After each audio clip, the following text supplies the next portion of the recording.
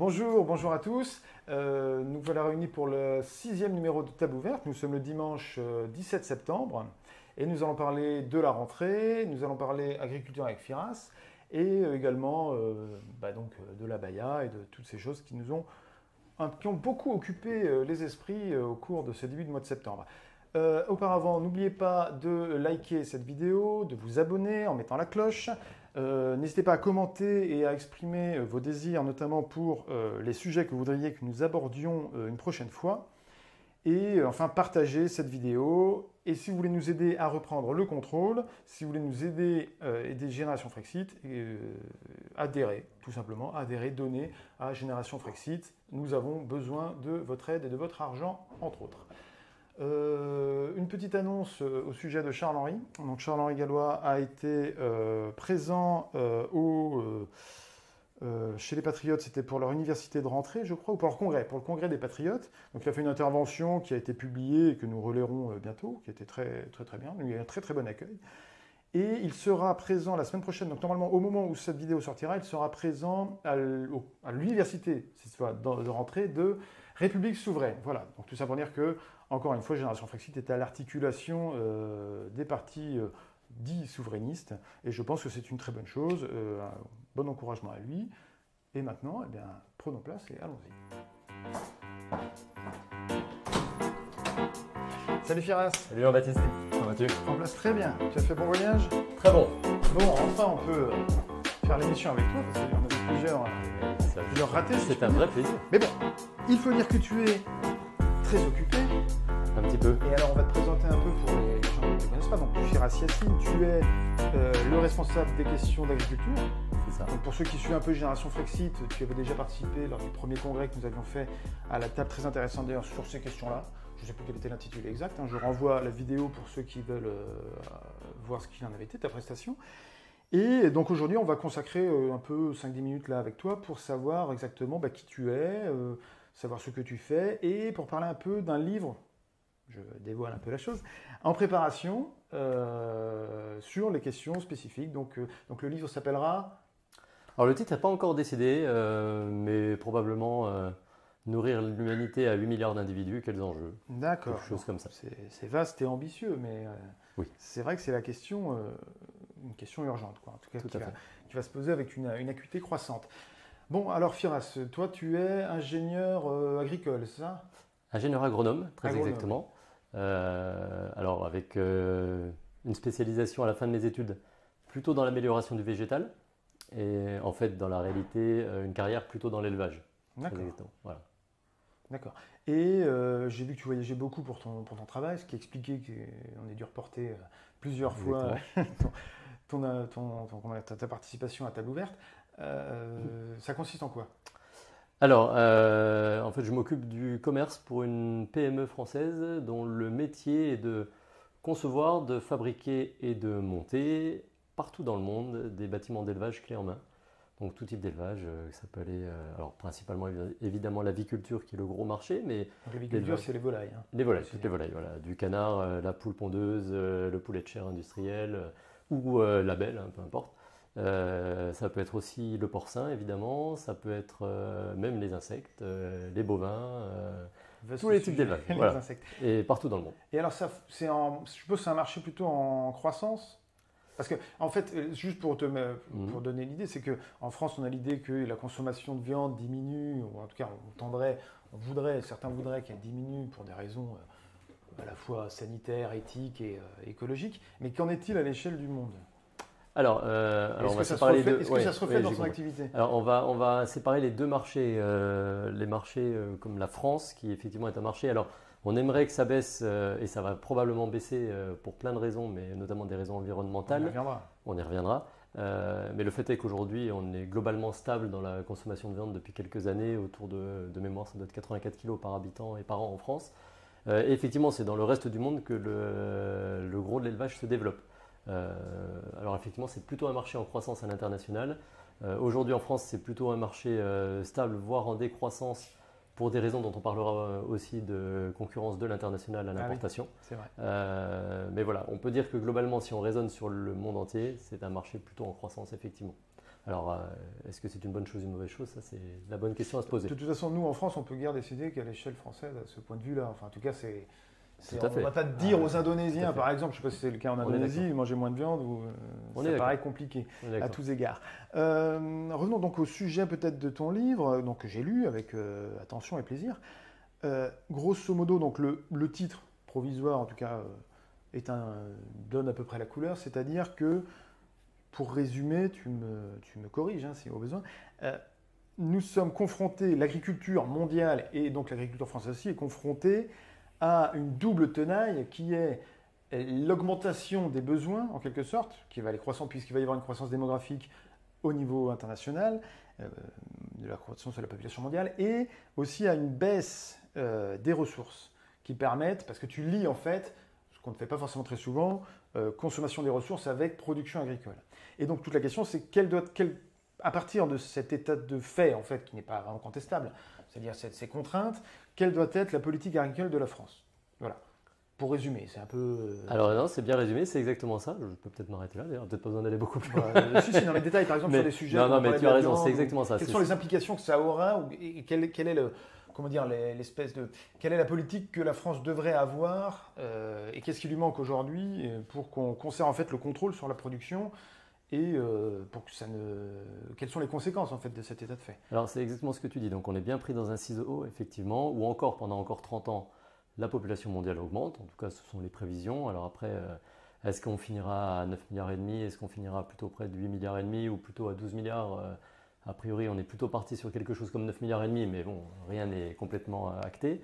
Donc on a bien une hausse des besoins qui se profile. Alors je précise, une hausse des besoins à régime moyen constant. C'est-à-dire que si la population dans 30 ans mange la même chose que ce qu'on mange aujourd'hui, et on est aussi sur une vision à moyen terme d'une baisse des ressources, c'est-à-dire une baisse de la capacité à produire, liée essentiellement à la baisse de disponibilité des combustibles fossiles, essentiellement, C'est ça.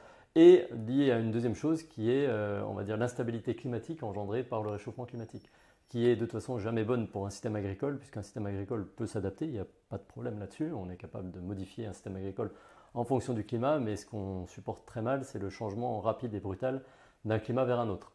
Donc voilà, donc on se retrouve effectivement dans un climat qui varie. Ce que l'on redoute quoi en ce moment. Ce que l'on redoute, alors il y aura des gagnants, hein. On peut citer des gens comme la Russie globalement, dont les terres vont plutôt devenir Plus fertile, plus elle pourrait fertiles et plus divisément cultivables. être moins.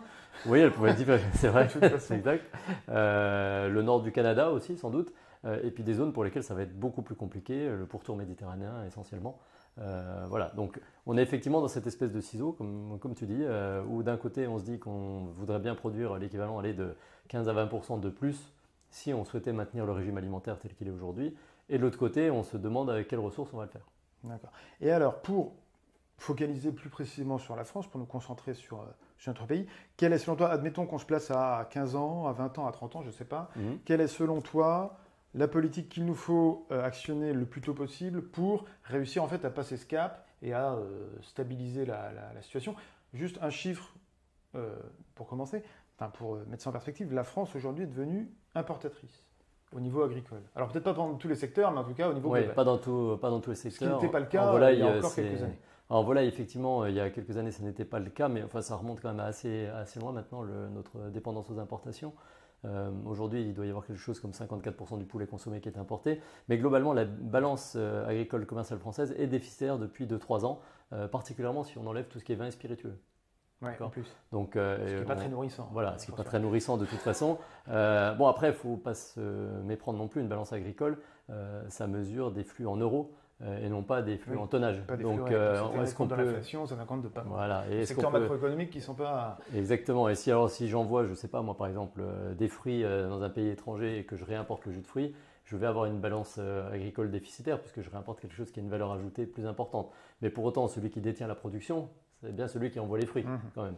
Donc on peut un peu modérer ce propos-là, mais en fait, effectivement, la balance agricole est déficitaire aujourd'hui, particulièrement sans les vins et spiritueux. Et en fait, elle suit la même pente que n'importe quelle production industrielle française, puisque c'est globalement assez généralisé. Voilà. Alors, pour revenir sur ce que je disais, pour t'inviter comment dire, la France, selon toi, ce que j'ai retenu de ce que tu as écrit, grosso modo, la France devrait axer sa stratégie en quelque sorte pour être légèrement exportatrice, suffisamment pour pouvoir combler les besoins de ces pays immédiats, notamment le Maghreb, afin justement, parce qu'eux ne pourront pas, ils ne peuvent déjà pas, je crois d'ailleurs, soutenir la croissance de leur population et nourrir toute la population, afin de, en fait, tarir aussi, l'appel d'air démographique que ça engendre aujourd'hui. Et donc tu relis la question démographique à la question de l'immigration, en l'occurrence, et d'immigration, à la question agricole. Et donc tu veux faire de l'agriculture un levier pour tempérer les flux de personnes, en fait. Alors, c'est plus large que seulement l'immigration, mais effectivement, ce qu'on a en France aujourd'hui comme principale ressource, qui peut être exportée et qui peut nous servir de marchandise, puisqu'on a besoin d'importer des choses, notamment de l'énergie, des combustibles fossiles, des matières premières. La seule chose dont la France dispose qui soit réellement un avantage comparatif, si je reste dans la théorie de Ricardo, c'est la qualité de ses terres, la quantité et la qualité de ses terres ramenées à sa population. Donc effectivement, il serait souhaitable que la France reste exportatrice, en tout cas en partie, parce qu'en revanche, certains pays, notamment ceux du Maghreb, alors quand je dis du Maghreb, ça va un peu plus loin que le Maghreb, on parle le pourtour méditerranéen, alors le Maroc un peu moins, mais l'Algérie, la Tunisie, l'Égypte également, la Libye, sont des pays qui structurellement n'ont pas suffisamment de terres arables en comparaison de leur population, et ça va de toute façon pas s'arranger, puisque leur population va continuer à croître. Donc effectivement, ces pays-là vont avoir besoin d'importer de la nourriture, donc ça c'est structurel, et nous, quelque part, on aurait la possibilité de la leur fournir. Et en échange, on espère bien pouvoir récupérer auprès d'eux de la potasse, du phosphate, du pétrole, du gaz, ce genre de choses-là qu'ils pourraient nous fournir et créer comme ça un système de merchandising qui soit intéressant pour tout le monde. D'accord. Donc il y a vraiment un aspect, c'est ça qui est important, et je trouve l'apport assez remarquable de ce que tu écris, c'est que tu fais prendre conscience qu'il y a réellement un aspect stratégique qui dépasse le simple cadre agricole, un peu, j'allais dire, on aura des pâquerettes, sans faire un mauvais jeu de mots, et de montrer qu'il y a vraiment un levier important de reprise de contrôle, en fait, de la politique globale de la France, qui peut se faire grâce à l'agriculture. Mais en fait, il n'y a que les politiques français qui n'ont pas compris, parce que les politiques russes, par exemple, l'ont très bien compris. Ah oui, ils s'en servent énormément, on le voit encore en Ukraine. Eux l'ont bien compris. Tous les pays un tant soit peu malins, les Chinois l'ont bien compris, puisqu'ils achètent des terres un peu partout pour essayer de produire leur propre nourriture, puisque la Chine, c'est pareil, est dans un système où structurellement, elle n'a pas suffisamment de terres aujourd'hui pour nourrir toute sa population. Donc voilà, alors ça sera peut-être pas la même chose dans quelques années, dans la mesure où leur population va passer peut-être de 1,5 milliard, je crois, à quelque chose comme 800 millions. Donc peut-être qu'on retrouvera un équilibre de ce côté-là pour la Chine. Mais beaucoup de pays ont compris ça. Les pays du Golfe l'ont compris, ils font la même chose. Voilà. Donc il n'y a guère que la France aujourd'hui qui n'a pas compris que c'était quelque chose d'important et que c'était un levier utile, à la fois dans nos relations internationales, dans la façon d'équilibrer une balance commerciale globale. Voilà. Il n'y a que nous qui ne l'avons pas compris. Parfait. Bon, écoutez, j'entends là les autres qui vont bientôt arriver. Nous reparlerons de toute façon de ton livre. J'espère qu'il sera publié et nous en reparlerons à ce moment-là, que tu sois là ou non. En tout cas, on y consacrera une émission, en tout cas, on en fera mention, ça bien évidemment. Salut les gars. Bon, Eric, le Firas, Kylian. Bonjour Mathis. Salut, très bien. Ouais, toi. Bon, je vais servir. On commence avec de l'eau. Vous voulez de l'eau ou du jus de raisin? Non, de l'eau, ça me va très bien. Allez, de l'eau. Allez, de l'eau pour moi aussi. Sérieux. Restons sérieux. Bon, vous avez fait bonne route? Bah, très Vous bien. avez eu un bel été? Un bon été? Oui, plutôt. Chaud, Chaud, bah oui, tu m'étonnes. lourd. Il y a eu beaucoup de... Encore qu'à Paris, en règle générale, c'était plutôt... Non, mais par rapport à l'été dernier, En ce c'était. moment, il fait chaud. Par rapport à l'été dernier, c'était plus calme. Ouais. D'ailleurs, ça, c'est un sujet aussi au niveau de l'agriculture, c'est-à-dire les transformations climatiques font que le modèle agricole doit changer au niveau mondial, en fait. Alors, au niveau mondial, et particulièrement en France, évidemment. Oui, alors en fait, le modèle d'agriculture doit changer dans le sens où c'est pas le modèle, c'est le type de culture qu'on va choisir, le type d'élevage qu'on va choisir. Mais c'est également la façon de gérer l'eau. Notamment quand on voit tous les... Alors, parlons justement donc des bassines. Oui. Quelle est ton opinion là-dessus? Quel est, selon toi, l'usage qu'il faudrait faire ou ne pas faire de ce genre de... Alors c'est assez compliqué d'avoir une opinion tranchée généraliste, parce qu'en fait, la bassine, ça dépend beaucoup de l'endroit où elle est. On peut avoir des solutions qui sont adaptées à certains endroits qui ne le sont pas à d'autres. Mais globalement, il y a une chose dont je suis sûr, c'est qu'aucune agriculture n'est possible sans eau. Ouais. Ça, c'est certain. Donc, il n'y a pas de plante qui peut survivre sans eau. Il y a des plantes qui s'adaptent plus ou moins bien à des déficits hydriques. Mais dans des zones, par exemple, comme on peut avoir subsahariennes ou dans des zones très très sèches comme on va avoir maintenant en Espagne, là, sans irrigation, ils pourront faire ce qu'ils veulent. Il n'y aura pas de plantes qui pourront s'adapter là. Alors, soit on décide qu'on abandonne ces zones de culture, ce qui peut être une décision, hein, dire voilà, ce ne sont plus des terres arables et on va ailleurs, encore faut-il pouvoir le faire. Soit effectivement, on décide de gérer l'eau d'une autre manière. Et à mon avis, les deux sont importants, c'est-à-dire qu'on peut tout à fait envisager des retenues d'eau, particulièrement si on est dans le cas de figure, et ça c'est plutôt les modèles qui vont nous le dire, mais si on est dans le cas de figure d'un déplacement temporel des intempéries, ou d'un déplacement spatial des intempéries, c'est-à-dire que les intempéries tombent, mais plus tout à fait au même endroit dans le pays, ou plus à la même période, mais en grande quantité, puisque globalement, par contre, ce qu'on sait, c'est qu'avec le réchauffement climatique, c'est plus d'humidité dans l'air, donc plus de précipitations, globalement, sur la planète. Après, la question, c'est quand, comment et où elles vont tomber. Donc plus d'évaporation aussi. Plus d'évaporation, mais du coup, forcément, c'est ainsi. Donc, voilà. Alors, on a vu d'ailleurs à ce sujet que pendant que la France connaissait un petit pic caniculaire la semaine dernière, enfin début septembre, C'est ça, oui. qu'il y avait des précipitations, enfin des inondations en Espagne, au Portugal, il y a eu des images Oui. absolument dantesques. Oui. Et Ça, là, là, c'est même plus seulement des problèmes agricoles. Et ça, c'est de l'eau qui ne s'infiltrera pas, de toute façon, voilà, c'est On ne clair. va pas dans les nappes phréatiques, de toute façon, à cause notamment de l'agriculture intensive. Alors, c'est pas à cause de ça qu'elle ne va pas dans les nappes phréatiques, c'est parce qu'elle tombe trop vite en un seul moment. Oui, alors je crois que l'agriculture intensive a détruit les sols, et fait que l'eau ne s'infiltre plus jusqu'aux nappes phréatiques, et c'est un gros problème. Alors, à ma connaissance, l'agriculture intensive n'empêche pas l'eau de s'infiltrer, elle laisse l'eau ruisseler plus vite, plus facilement, mais elle détruit les sols, c'est-à-dire que. Enfin, elle détruit. Elle diminue la partie organique des sols, elle appauvrit les sols, effectivement, enfin, si elle n'est pas bien gérée particulièrement. Mais effectivement, elle ne va pas. C'est pas ça qui va jouer définitivement sur le remplissage ou non d'une nappe phréatique. Ça peut avoir son rôle, je ne dis pas que ça ne se joue pas du tout, mais c'est pas ça qui va jouer définitivement.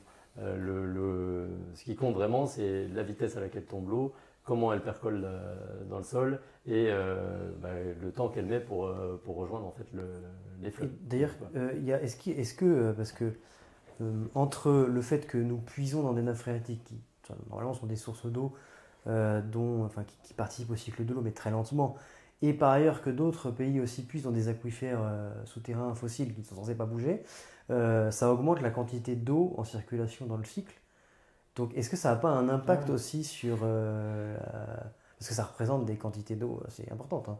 Bon, alors à l'échelle de la quantité d'eau totale sur Terre, non, mais par exemple, quand on puise dans l'aquifère arabique, une eau qui n'est pas censée être puisée, et qu'on la injecte dans le circuit, est-ce que ça n'a pas un impact sur ce niveau, sur le niveau d'évapotranspiration, sur le... De toute façon, si on prend le cas, c'est aussi le cas par exemple au niveau du Sahara, où il y a une nappe d'eau fossile, notamment entre l'Algérie et la Libye.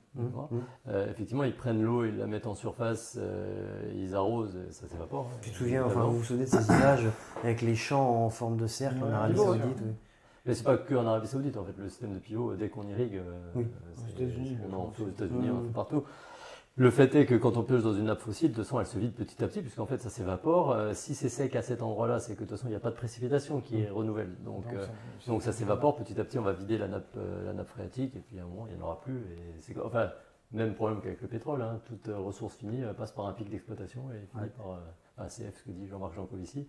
C'est valable pour le pétrole, c'est valable pour une nappe d'eau fossile. Et alors, l'agriculture, ce sont aussi les agriculteurs. Alors, on sait que la situation aujourd'hui en France est quand même assez dramatique. Tous les chiffres semblent converger, les revenus ne sont pas suffisants, et puis même la psychologie, je dirais, enfin voilà, le moral n'est pas bon, il est même très mauvais. Quel pourrait être le remède qu'on pourrait y apporter, et quel est le rôle aussi, de façon subsidiaire ou à côté, de l'Union européenne là-dedans? C'est-à-dire, par exemple, la PAC. Quel est aujourd'hui l'apport de la PAC? À quoi elle sert? Comment ça fonctionne? Il y a plusieurs questions. Alors, d'abord l'histoire de l'état de l'agriculture. Alors, ça dépend sur quel point on juge. Effectivement, l'agriculture est dans un mauvais état. On en a parlé tout à l'heure sur le fait que notre balance commerciale devient déficitaire. C'est-à-dire qu'en gros, on va apporter en valeur plus que ce qu'on exporte. Ça, c'est une première chose. Et ensuite, l'état de l'agriculture, des agriculteurs, c'est-à-dire le fait que les agriculteurs aujourd'hui ont du mal à vivre de leur exploitation. Alors ça, c'est encore un autre dossier. Si les éleveurs ont du mal à vivre de leur exploitation, c'est assez basique, c'est parce qu'ils ne récupèrent pas une part suffisante de la valeur ajoutée de ce qu'ils produisent, tout simplement. Et pourquoi c'est comme ça? C'est parce que tout simplement, dans le circuit de négociation commerciale, ils sont en position de faiblesse. Ils se retrouvent en fait, ils sont très nombreux, ils ont des productions qui sont très peu élastiques, c'est-à-dire qu'en fait, on n'arrête pas du jour au lendemain une production agricole comme ça et on ne la reprend pas du jour au lendemain comme ça. Si vous voulez demain produire plus de lait, il faut rentrer plus de vaches dans le troupeau, il faut leur faire un veau. Enfin, bon, il y a une certaine inertie du système. Et à l'inverse, c'est pareil dans le sens inverse. Encore qu'on se débarrasse d'un troupeau plus facilement qu'on ne le construit. Mais bon. C'est plus facile d'ailleurs de changer de culture.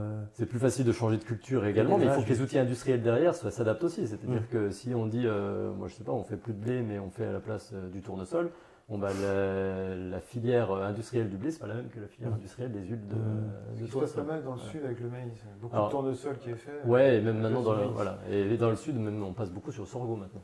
Du sorgho, aussi, sorgho, ouais, bon, voilà. c'est vrai. Donc tout ça, c'est des choses, les systèmes agricoles sont des systèmes par nature sur une longue durée. Il faut une vision de longue durée, ça ne peut pas se gérer au coup par coup.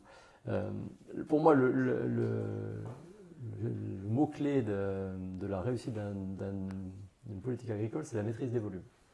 Alors, quand on parle de maîtrise des volumes, c'est la maîtrise des volumes produits sur le territoire et ou importés sur le territoire. D'accord ? On sait que sur le marché agricole, c'est un marché très inélastique, c'est-à-dire que si vous avez faim, vous mettrez le prix qu'il faut pour manger, parce que c'est la première chose qu'il faut faire. Puis si vous avez mangé, on peut vous donner le produit agricole, vous ne le prendrez pas parce que ça ne vous intéresse pas, de toute façon. Le problème, tout de suite, là on voit le problème, c'est-à-dire que le contrôle des volumes passe forcément par la maîtrise des importations, donc ça ne peut pas s'accorder avec le libre-échange tel que l'Union européenne l'exige. Mais en fait, c'est très récent ce libre-échange dans le monde agricole. On a eu jusque dans les années 80-90 des systèmes de quotas, quasiment partout. À part sur la partie céréalière, parce que là il y avait qui ont été voulus par l'Union européenne au départ, d'ailleurs. Oui, tout à fait, qui ont été au départ voulus par l'Union européenne, puisque le but c'était aussi d'avoir un peu cette maîtrise. Excuse-moi de te couper, contrairement à ce qu'on pense, la PAC c'est plutôt prône un dirigisme en fait. Normalement, plus qu'un vrai libéralisme. En fait, dans un des objectifs de la PAC, c'était ce que tu disais, c'était la stabilité des prix. Voilà. Donc dès qu'on veut la stabilité des prix, qu'est-ce qu'on fait? On s'arrange pour que l'offre corresponde à la demande. Donc la logique voudrait effectivement qu'on maîtrise les volumes, c'est-à-dire qu'on fixe des quotas de production qui sont cohérents avec ce qu'on est capable de valoriser, ce que les gens sont capables d'accepter sur le marché. Et puis le jour où on n'est pas capable de produire la quantité suffisante, à ce moment-là, on tolère des importations qu'on va maîtriser aussi. Mais ça a changé depuis 92, je dirais, c'est Maastricht en gros le point de bascule. Moi, l'impression que j'ai, c'est que la PAC, c'est toujours le même nom, mais c'est plus tout le même contenu. Oui. C'est-à-dire qu'en fait, on n'appelle PAC un truc qui n'a plus rien à voir. Moi, quand j'en discute avec des gens qui ont connu la PAC, qui étaient agriculteurs, qui ont travaillé dans le monde agricole dans les années 70, j'ai l'impression qu'on ne parle pas de la même chose. Et parce que la PAC n'est pas, en fait, c'est trompeur, c'est pas une politique agricole commune. C'est pas une politique définie. La PAC est un outil au service d'une politique définie. Il y a 40 ou 50 ans, la politique, c'était de nourrir la population européenne, on va dire au sens large, d'assurer un revenu aux agriculteurs, etc. Aujourd'hui, on est dans un système ultralibéral et on n'a plus du tout les mêmes objectifs. Donc, la PAC change évidemment d'outils, puisque ça n'est plus le même objectif. Aujourd'hui, on est dans un schéma où on est dans l'ultralibéralisme, on considère qu'on doit ouvrir notre marché agricole à toutes les importations librement. Pourquoi? Parce que je ne veux pas refaire la théorie des avantages comparatifs de Ricardo, mais en gros... l'idée, c'est chacun produit ce en quoi il est le plus efficace. Donc en gros, le Brésil est efficace pour produire du soja, on va l'importer, puis nous, on va lui vendre nos Airbus. C'est un peu... Je schématise. C'était déjà mais en fait, c'est très récent, même au niveau, hors de la zone de la région Europe, hors de l'Union européenne, pendant très longtemps, dans les négociations commerciales internationales, par exemple pour les rounds, pour les négociations au niveau des tarifs douaniers, etc., l'agriculture a été exclue de ces négociations. Toujours. Et c'est depuis les années 90 en fait. Tout à fait. Tu voulais dire, Eric? Non, je voulais dire que le problème à la base de la PAC, c'est qu'elle a voulu une harmonisation des agricultures nationales. Et qu'on est parti sur un truc, en fait, dirigiste, comme je disais, on calait les prix, mais du coup, les offres et les demandes ne correspondaient pas en fait aux réalités territoriales à la fin, puisque on sait qu'il y a beaucoup de productions, notamment en blé, je sais, qui sont produites pour rien, quoi. Où à la fin de l'année, les agriculteurs produisent du blé dont ils doivent se débarrasser parce qu'ils n'ont pas réussi à le vendre. Oui, mais effectivement. Alors, on peut avoir on est dans une logique de surproduction et on arrive à des aberrations. Mais on est d'accord, c'est que en fait, la question c'est comment on maîtrise les volumes et comment on les maîtrise. Alors le blé c'est un peu particulier parce que le blé justement il n'y a pas de quota en fait. Ouais. Ce qui a bien marché c'est par exemple les quotas laitiers qui étaient quelque chose. Alors les éleveurs ont beaucoup râlé à leur mise en place. Mais quand on les a supprimés, ils ont aussi beaucoup râlé. Ah, bien sûr, ouais. Ce qui a bien marché, c'est les quotas sucriers. Ça a très bien marché. En fait, dès qu'on a voulu mettre en place des systèmes de quotas, ça a globalement bien marché parce que globalement, les acteurs d'une filière savent à peu près ce qu'ils sont capables de valoriser en lait, en fromage. Alors, je prends le cas du lait, mais voilà, ou en betterave sucrière, on sait à peu près ce qu'on est capable de valoriser, on sait ce qu'on est capable d'exporter. En plus, il y avait des systèmes à la fin, ce qu'on appelle de prêt de quotas, c'est-à-dire si en fin de saison, on se rendait compte qu'on avait encore des marchés et qu'il manquait de la matière, et ben on disait aux éleveurs, vous pouvez sur le lait par exemple, vous pouvez produire 2 ou 3% de plus, ça vous sera payé de la même façon. Donc les éleveurs, 2 ou 3%, on sait s'adapter. Ce qu'il ne faut pas, c'est nous demander 50% du jour au lendemain, ça on ne saura pas. Mais donc c'est quelque chose qui a très bien marché tant qu'on avait des quotas. C'est quelque chose qui a été détruit depuis. Et à partir du moment où c'était détruit, c'est là qu'on a vu vraiment les ravages. Enfin, il n'y a qu'à regarder ce qui se passe sur la betterave sucrière aujourd'hui, c'est une catastrophe. Et effectivement, ça, c'était un changement complet de PAC parce qu'à l'origine, se dire que sur un territoire qui est globalement homogène, en tout cas en termes pédoclimatiques, l'Europe, globalement, on a un climat qui était à peu près homogène, un peu chaud en Espagne, un peu plus frais sur les pays du Nord, mais globalement homogène, les mêmes types de production. C'était pas idiot de se mettre d'accord sur comment on allait produire, comment on allait faire pour que les éleveurs vivent correctement de les éleveurs ou les agriculteurs vivent correctement de leur métier. En un mot et rapidement, quel serait l'intérêt pour l'agriculture française et les agriculteurs du Frexit, de sortir du système de l'Union européenne? Et bien de pouvoir mettre en place une maîtrise des volumes. D'accord. Typiquement. Puisqu'aujourd'hui c'est interdit par les traités. C'est-à-dire que si demain la France dit moi je favorise d'abord en priorité mettons les volailles faites sur le sol français, et puis éventuellement si je n'arrive pas à produire à ce moment-là, j'importe des volailles venant d'Ukraine ou de Pologne ou du Brésil, pourquoi pas, ça peut se faire comme ça, mais ça ne se fera pas dans les traités européens tels qu'ils sont aujourd'hui, clairement pas. Voilà. Après, le bénéfice aussi, c'est évidemment la possibilité de mettre un protectionnisme adapté. Là, en fait, toute la maîtrise des volumes passe par un protectionnisme adapté aux frontières. Voilà. Le principal intérêt du Frexit pour le monde agricole, c'est donc en fait, d'avoir le contrôle des volumes et de la production de façon générale, de façon assez fine pour être adapté à un commerce international de plus en plus féroce et de moins en moins... et de ne pas se retrouver en concurrence avec des agricultures moins disantes d'un point de vue environnemental, moins disantes d'un point de vue sociétal, moins disantes d'un point de vue qualitatif, qualité de produit, etc. D'ailleurs, est-ce que c'est pas, parce qu'en ce moment, donc, il y a tous les accords de commerce qui sont faits avec le Mercosur, avec quantité de pays, je ne les ai pas tous en tête, la Nouvelle-Zélande récemment, ou l'Australie, je crois. Oui, les deux dissociés ou associés, je ne sais plus. Enfin bon, est-ce que les agriculteurs sont en première ligne là-dedans? Est-ce que ça ne participe pas à ce qu'ils prennent conscience un peu du piège où ils sont enfermés, de la situation un peu inextricable finalement, où les jette la politique européenne? Si, ils commencent à en prendre compte, enfin ça fait longtemps que les agriculteurs ont pris conscience du fait que l'Europe, enfin l'Union européenne, mais l'Union européenne, est quelque part un problème pour eux en termes d'intérêt stratégique.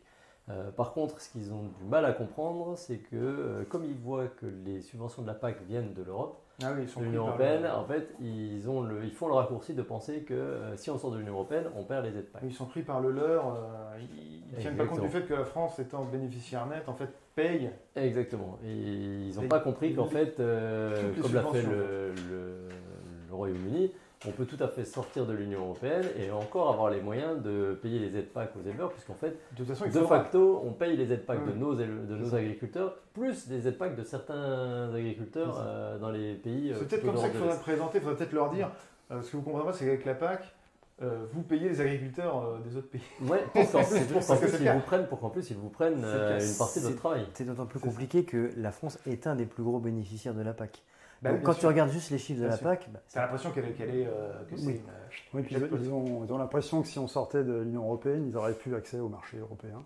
C'est Ce ça. qui est une fausse Alors que idée. Ce qui est une fausse idée également. Mais voilà, c'est des Mais, idées ancrées qu'il faut.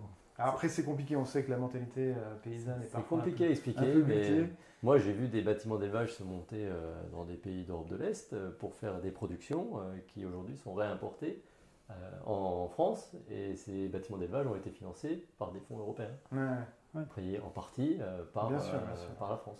Bien sûr. Parce que, Bien. en partie. Alors sur l'autre axe que, quand tu étais, enfin avant que vous arriviez, que nous avons développé, c'était l'idée d'avoir l'agriculture, de pouvoir avoir le contrôle sur l'agriculture afin notamment de tempérer en quelque sorte à l'international les pressions démographiques venues essentiellement d'Afrique. Et ça, comment dire, ça converge avec l'actualité la plus criante, là, puisqu'il y a quelques jours, on a vu qu'à Lampedusa, donc en Italie, la petite île située à mi-chemin entre la Libye et l'Italie, enfin plus près de la Libye que de l'Italie. elle est plus près de l'Afrique. Ouais, ouais. que la Sicile. Eh bien, il était arrivé, donc je ne sais plus combien, je crois que c'est 6 000 migrants, enfin un flot absolument démesuré d'Africains, beaucoup francophones, d'après ce que j'ai compris. Et donc là, on est dans une situation qui est quand même assez préoccupante, même très préoccupante. Il y a une sorte de submersion au niveau de Lampedusa, en tout cas, c'est net, quoi. Donc, quelle doit être, parce que là, c'est une affaire urgente. L'affaire agricole, évidemment, nous permettrait de réguler ça à distance raisonnable, mais actuellement, voilà, comment faire avec ce problème-là, quoi. Je commence Ou toi, ou Kylian, ou Eric, je sais pas. J'ai pas mal parlé, je vais peut-être laisser. J'ai pas vraiment de solution. Je vois pas. Non, mais en fait, sans aller jusqu'à parler de solutions, qu'est-ce qui va se passer d'abord dans l'immédiat, puisque D'abord, il y a le droit européen, peut-être qu'on pourrait parler dessus. Oui, alors bon, la en fait, situation spécifique. bon, ça va dépendre, ça va beaucoup dépendre des statuts de ces différentes personnes, parce qu'ils arrivent. Bon, alors, Oui, on un va peu probablement leur conseiller de demander l'asile, parce que c'est le statut de protecteur. Le statut de demandeur d'asile Ouais, est très bien sûr. protecteur. Le statut, évidemment, de personne dont la demande d'asile a été autorisée est encore plus protecteur. Mais le statut de demandeur d'asile est très protecteur. Il n'est pas forcément accordé, mais il est très protecteur. Donc, en fait, parce que ce qu'il faut comprendre, c'est que à Lampedusa, c'est un point chaud de l'arrivée de migrants en Europe. Il y en a plusieurs comme ça. Il y a Lampedusa. Il y a l'extrême sud maintenant à Algeciras, Gibraltar, enfin plutôt Algeciras en Espagne, même si la route est un peu désertée. Et puis il y a la route orientale qui est aussi assez désertée parce qu'en fait la Turquie barre la route et gère, et reçoit de l'argent en échange, la question à la place de la Grèce et notamment la Grèce. Il y a maintenant une route qui s'est ouverte aussi au niveau de la Biélorussie, mais ça c'est autre chose. En fait, ce qui se passe, c'est qu'il y a une concentration importante de Frontex, de l'armée et de la police italienne. On a vu notamment qu'il y avait toute la police antiterroriste italienne qui faisait le tri, etc. Et puis, il y a énormément d'associations sur place. Donc, en fait, ces gens arrivent, ils sont pris en charge et on leur donne on leur donne des techniques pour, tout simplement pour rester le plus longtemps possible, ce qui est dans leur intérêt, parce que leur objectif, c'est de rester. Ils ne sont pas venus pour rien. Donc, on peut difficilement leur reprocher de vouloir rester. Toutefois, ce qui a été frappant dans les images que l'on voyait, alors on le savait déjà, mais c'est essentiellement, c'est que des jeunes hommes entre 18, peut-être un peu plus jeunes même, entre 15 et 35 ans. Quoi. Oui, c'est habituel. Enfin, je sais pas, voilà. Comme d'habitude. Oui, en fait, alors. Bon. En fait, il y a plusieurs choses là-dedans. Alors, effectivement, ce que tu disais, tu as raison. La question agricole ou l'outil agricole peut être une réponse de long terme à ce problème de migration. A priori, là, ils viennent de pays qui ne sont pas en guerre. Non, ce n'est pas des problèmes de pays en guerre.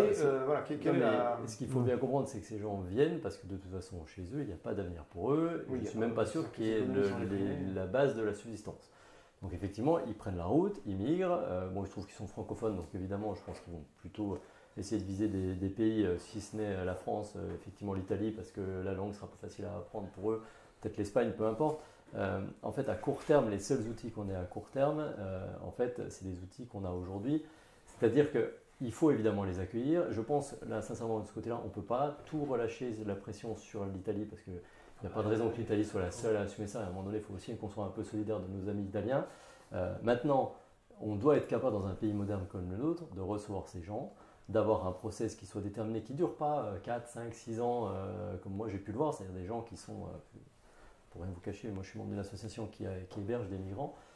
On les reçoit, ils font leur dépôt de demande d'asile ou d'autres choses, ça peut dépendre, parce que nous on en a vu qui ont fait des dépôts de demande de séjour avec travail, enfin voilà, des choses assez classiques. Et ensuite, effectivement, si ils ne sont pas acceptés au titre du droit d'asile ou autre chose, les renvoyer dans de bonnes conditions chez eux. Mais pour faire ça, il faut d'abord avoir une administration qui tourne, c'est-à-dire une administration qui est capable de gérer les dossiers rapidement, en quelques mois, entre 6 mois et 1 an. Il faut que ce soit des Grecs qui soient globalement assez identiques pour tout le monde. Moi, je vois des choses, des fois, des gens qui ont des titres de séjour et d'autres qui n'en ont pas. On se pose la question de savoir pourquoi lui et pas un tel, ce qui est complètement dingue. Après, en ce qui concerne l'administration, il faut bien comprendre qu'actuellement, au niveau de l'administration préfectorale, c'est la principale activité. Elle bouffe tout le reste d'ailleurs. Ok, mais peu importe. Ce que je veux Donc dire, en fait, c'est déjà des bords. Il faut avoir une idée des volumes. On parle de, peut-être en net 150 000 personnes par an qui sont à gérer. Je ne peux pas imaginer qu'un pays comme la France aujourd'hui, je pense que c'est fait volontairement, cette histoire de rendre difficile, de rendre ça comme un sacerdoce, ce processus de demande d'asile, etc. Je ne peux pas imaginer qu'on ne soit pas capable simplement de le faire proprement, c'est-à-dire en quelques mois, on prend leur dossier, on regarde, on étudie, on dit oui, on dit non. Si on dit non, on les ramène. Alors, effectivement, pour ça, il faut un réseau diplomatique. Si je puis me permettre, tu dis, tu ne peux pas croire qu'on ne soit pas capable. Mais en fait, si. C'est devant nos yeux, en fait, que nous ne sommes pas capables. Moi, je ne sais pas qu'on n'est pas capable. Je pense que c'est une stratégie. C'est la réalité, en fait. On arrive sur des flux migratoires qui sont si importants qu'en fait, c'est ingérable pour les pays, que ce soit l'Italie, la France. Surtout des pays qui subissent depuis des années une austérité, une forme de déclin. Moi, je n'y crois pas. Absolument terrible. Regardez. L'endettement de l'Italie, c'est 150% du PIB.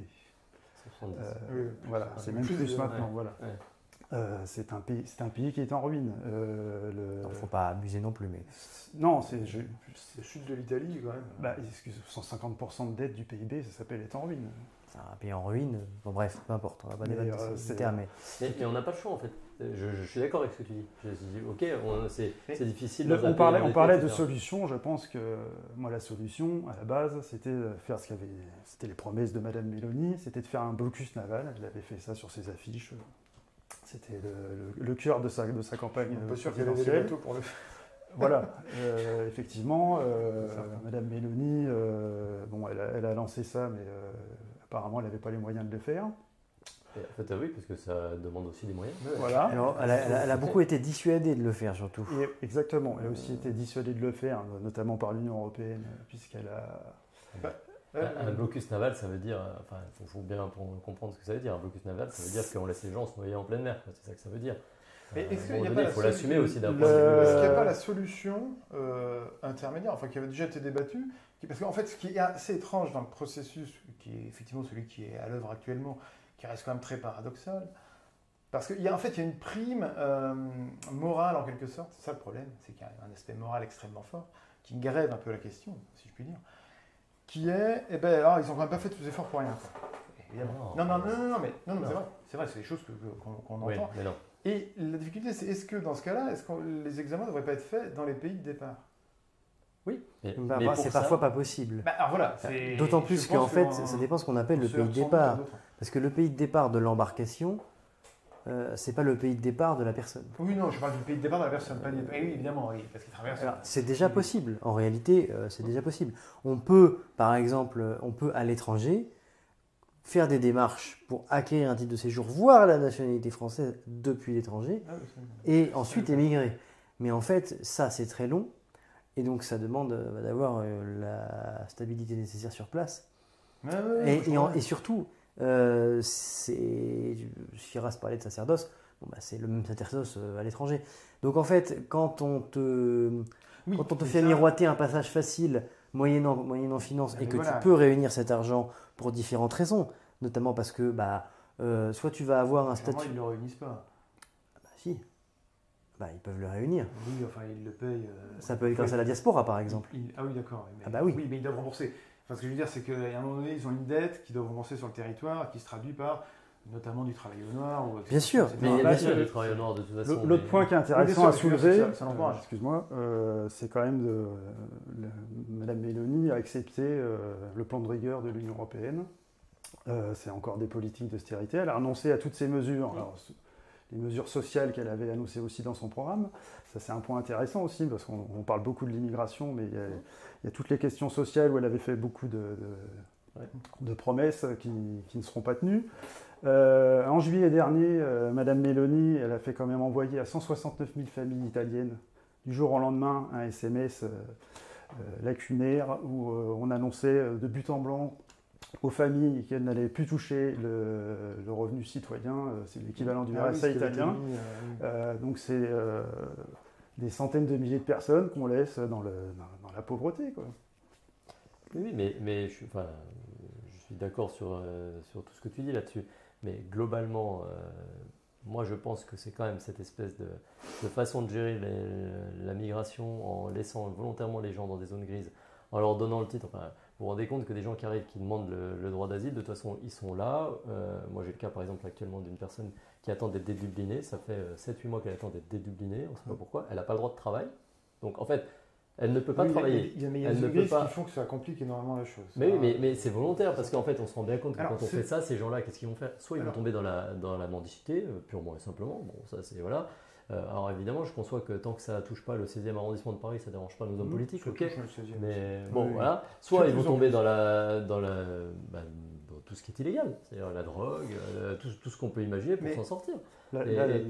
Personne n'est gagnant là-dessus. Je ne pense pas, cependant, pour nuancer un peu, il y a certainement des consignes de l'administration centrale pour effectivement compliquer les affaires, mais les échos que j'en ai de la part de gens qui ont été notamment, qui instruisaient les affaires du côté de la préfecture, me disaient que très souvent les associations font n'importe quoi. C'est-à-dire que, et parce qu'en fait, leur idée, eux, ils ont une priorité, c'est que les gens aient un statut, quel qu'il soit, et ils compliquent les affaires, c'est-à-dire qu'ils vont dire, non mais lui, vous comprenez, il est mineur, alors qu'il n'est pas du tout mineur, et que ça se voit, et après, on entre dans des procédures infernales, parce qu'en fait, il n'y a pas de bonne foi, il n'y a pas de bonne foi de la part du juge qui instruise le dossier des immigrés. Alors, soit par idéologie, très souvent, aussi par ignorance, ou etc. Mais on reste, quoi qu'on en dise, on a des gens, quoi qu'on en dise, on a des gens pour qui la procédure dure 3, 4, 5 ans. Mais quand vous avez quitté votre pays à 18 ans, que vous êtes resté en procédure pendant 5 ans, c'est-à-dire que vous avez passé 5 ans en France, 18 ans dans un pays, en Afrique, peu importe lequel, mais comment vous voulez dire à quelqu'un qui est resté 5 ans, qui a construit des choses souvent sur place, c'est-à-dire que parfois il a commencé à bosser, il a commencé à aller à l'école, peu importe, il a construit des choses, à ce moment-là, comment vous pouvez lui dire qu'il faut repartir? C'est compliqué. Oui, si c'est dans les 6 mois, 1 an, il n'y a pas de problème. Je sais bien, sauf que le fait est que c'est la stratégie des gens qui veulent que les immigrants s'installent pour appuyer ce que je disais. Mais ce n'est pas leur stratégie, c'est qu'en fait, c'est qu'on a une administration qui ne suit pas et qui n'est pas suffisamment efficace. Alors, parce qu'il le plaide au tribunal. Le problème majeur, en fait, c'est qu'on a décidé, au niveau de l'Union européenne, de répartir la charge migratoire, pour le dire comme ça. C'est-à-dire le flux qui arrive dans des pays d'accueil, le premier pays d'accueil, l'Italie, l'Espagne, la Grèce, pour résumer, c'est eux, ont une charge importante et donc on va répartir le flux au niveau de l'Union européenne, on le dilue en fait. Sauf que derrière, les États membres renaclent à le faire parce que c'est auprès de leur opinion publique, c'est injustifiable. Parce que leur opinion publique, en réalité, ne veut pas le faire. Alors après, elle n'envisage pas forcément les conséquences du refus, mais elle ne veut pas. Et donc elle va essayer de dire, mais on va reporter la pression, de toute façon on s'en fiche, c'est pas chez nous. Alors, ce qui prouve qu'il n'y a pas du tout de solidarité européenne, que tout ça est complètement mensonger. En fait. Oui, mais d'un autre côté, en fait, chaque État va considérer que, après tout, externaliser, c'est-à-dire si c'est loin, c'est mieux. Mais non, mais c'est vrai, parce que pour l'Allemagne, que ce soit géré, oui, si c'est loin, c'est mieux. Oui, ça pourrait être un slogan en Allemagne. En Allemagne, si c'est géré au niveau de Lampedusa, c'est beaucoup mieux que si c'est géré au niveau du pont à Strasbourg, quoi. Avec elle. Oui, bien sûr. Même pour l'Italie. Par exemple, Lampedusa est une île habitée. Il y a des locaux. Mais en fait, une des stratégies qui est proposée, c'est la stratégie à l'australienne. Oui, c'est-à-dire, Lampedusa, on évacue Lampedusa, on en fait une espèce de... On en fait une Ellis Island, et puis on accueille tout le monde, on refuse, on accepte, on refuse, et ça devient un camp géant, en fait. Je pense que pour l'Allemagne, why not? Après tout, ça changerait pour elle. À condition qu'elle participe à cette charge financière. Oui, ça peut se discuter. Hein, mais les Italiens ils le feront. Je pense qu'ils ne le feront pas, parce que, et c'est là où on rentre dans le cœur du beefsteak, l'Allemagne dira à l'Italie, mais attendez, vous nous devez ce service parce que vous êtes un pays sous-développé, que votre balance target est de 500 milliards sur notre, même plus maintenant 750 milliards sur notre banque centrale, etc. etc. C'est-à-dire qu'il y a d'autres leviers. Et donc je pense que pour l'Allemagne, alors je dis l'Allemagne, mais je dirais les États centraux, hein, pour dire ça comme ça, Nous aussi, d'ailleurs. ils estiment que, écoutez, c'est le prix à payer pour rester dans l'Union européenne. C'est tout. Vous savez, Et pour avoir l'euro, et pour avoir la garantie de la Banque centrale, et de l'État central allemand, et de l'industrie allemande, etc. c'est ce que fait l'Espagne avec Et c'est Ceuta et tout le problème, Melilla. en fait, cette question migratoire, je pense, se réglerait facilement en Europe, enfin facilement, elle se réglerait si on n'était pas dans l'Union européenne. C'est-à-dire si, à côté de ça, il n'y avait pas des litiges, comment dire, de long terme à tous les niveaux entre les pays qui font que, eh bien évidemment, en coulisses, alors Tout simplement si on avait des souverainetés nationales. Oui, Par bah, exemple, voilà. sur le blocus naval que voulait faire et Mélanie. Mélanie. Il y a la Cour de justice européenne qui, en août 2022, a rendu une délibération qui dit blocus naval, c'est interdit. Voilà, c'est ce qui explique très certainement en grande partie pourquoi Mme Mélanie a renoncé à son projet. Mais là où tu as raison, c'est que, en fait... excuse-moi, le peuple italien a voté pour Mme Mélanie. Oui, sur la promesse que... Sur la promesse de ce blocus. On voit encore une fois la démonstration que l'Union européenne empêche d'avoir les politiques que les peuples veulent. C'est ça. Après, tout simplement. Au sein aussi également... Vas-y, Charles.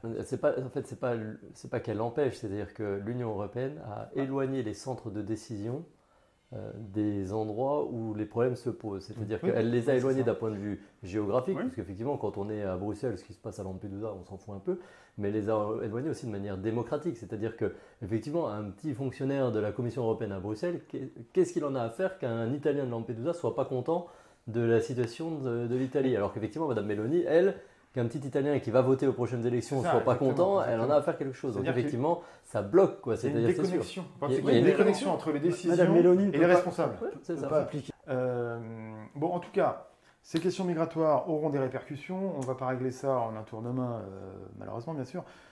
On peut rester quand même d'avis que ça se résoudrait mieux hors de l'Union européenne, même si évidemment la sortie de l'Union européenne ne va pas tarir l'immigration comme ça n'a pas de rapport direct, on a tous conscience. Mais je suis d'accord avec toi, les solutions nationales, en conformité avec les pratiques, je dirais... en conformité avec la démocratie. Oui, en conformité avec ce que veulent les gens, et aussi en conformité avec leurs attentes et leurs craintes ou leurs peurs vis-à-vis de ça. Encore une fois, les Polonais, les Hongrois, les Croates, ils ne veulent pas, ils sont racistes pour beaucoup d'entre eux, mais ils ne veulent pas d'Africains chez eux. Bon, et ils ne voient pas pourquoi on devrait en accepter sous prétexte que l'Italie en reçoit, alors qu'eux n'ont pas accès à la mer. Il y a des trucs quand même qui sont assez simples. Pourquoi ils devraient accepter, alors qu'ils sont dans un pays qui n'a pas accès à la mer, d'accepter un migrant? Alors je suis d'accord qu'on pourrait arguer que, écoutez, la pression est telle, il faut... Voilà. C'est d'autant plus vrai que ça ne fonctionne pas dans le cadre de l'Union. Leurs balances migratoires sont plus excédentaires qu'ils ne veulent bien avouer. Oui, ça on sait. Mais c'est pas des migrants extra-européens. Alors si, ça arrive. Notamment, si, ça arrive. Notamment toute l'économie Uber, c'est généralement pas des Polonais en droit qui le font. C'est soit, je sais qu'il y a beaucoup de Bengalais à Varsovie, etc. Ah oui, non, mais pas des Africains. Eux, ils ont une... Mais au-delà de ça, il est vrai que la montée en puissance et la croissance de l'influence des pays d'Europe de l'Est au sein de l'Union européenne, qui est indéniable, ne serait-ce que parce que par leur position en Ukraine, parce qu'ils sont sur la ligne, littéralement, parce que leur puissance économique s'accroît, parce que leur puissance militaire s'accroît, fait que... cette pression exercée au sein de l'Union pour inverser la donne, pas forcément inverser, mais en tout cas provoquer un blocage qui va à une confrontation qui pourrait conduire à tout à fait soit à abandonner totalement ce pan, c'est-à-dire l'Union lâche complètement sur ce pan, vous faites ce que vous voulez, et ça se réglera en interétatique totalement, soit à accroître les niveaux de contradiction au point où certains finiront par claquer la porte, quoi. Oui, ce qui se passe, c'est que l'Union européenne, elle rejette les demandes de gens comme Mélanie. Madame Mélanie, avant cet épisode de Lampedusa, elle a demandé la renégociation du règlement de Dublin, le truc qui régit le droit d'asile, et l'immigration en Europe. Elle a reçu la fin de non-recevoir. Oui, non, mais c'est sûr qu'il y a une cécité, un aveuglement. Mais par contre, ça pourrait être effectivement une cause de dislocation, en tout cas une entrave très certaine, assez féroce ou assez forte posé au mené de l'Union européenne. On en revient de toute façon toujours au même problème de l'Union européenne, c'est globalement comment obtenir des décisions rapides, efficaces, d'un groupe de pays où les décisions se prennent à l'unanimité et dont les pays n'ont pas du tout les mêmes intérêts les uns les autres. Oui, ça, c'est sûr. Que ce soit sur le système migratoire, que ce soit sur la question sociale, que ce soit sur la question agricole. C'est vrai que la question migratoire est plus visible, si je puis dire. C'est-à-dire qu'elle touche directement les gens, plus que malheureusement les arguties la question sociale touche quand même beaucoup les gens. Oui, mais alors ils n'ont pas conscience des rapports de classe. Comme tu peux le voir, c'était une occasion pour la gauche de se prononcer contre l'Union européenne, ils l'ont pas fait. En France, j'entends, par rapport aux retraites. Et puis c'était pas seulement la retraite, même avant. Les ordonnances Macron, la loi El Khomri, etc. Ils ont eu l'occasion 100 fois de le faire et ils ne le font pas. Donc... Alors l'éloignement est aussi un avantage. Justement, c'est que comme l'Union européenne est éloignée, elle a l'avantage d'être en dehors de critiques, parce qu'on voit le lien est indirect, ou s'il est direct, il reste éloigné. Et donc effectivement, l'éloignement des centres de décision, comme tu disais, des centres de décision et de l'endroit où ces décisions ont un impact, fait que on ne pense pas forcément... D'autant que les politiques locaux, nationaux, ne pointent jamais du doigt l'Union européenne, parce que globalement, s'ils le font, de toute façon, ils n'ont plus accès aux médias. Globalement, ils le savent. Oui, puis parce Donc, que ils sont les premiers à ne pas le faire. Même au point de vue, le problème là, c'est que toi, tu es élu, ce que tu disais tout à l'heure, tu es élu au niveau de ton pays, donc tu fais des promesses à ton peuple.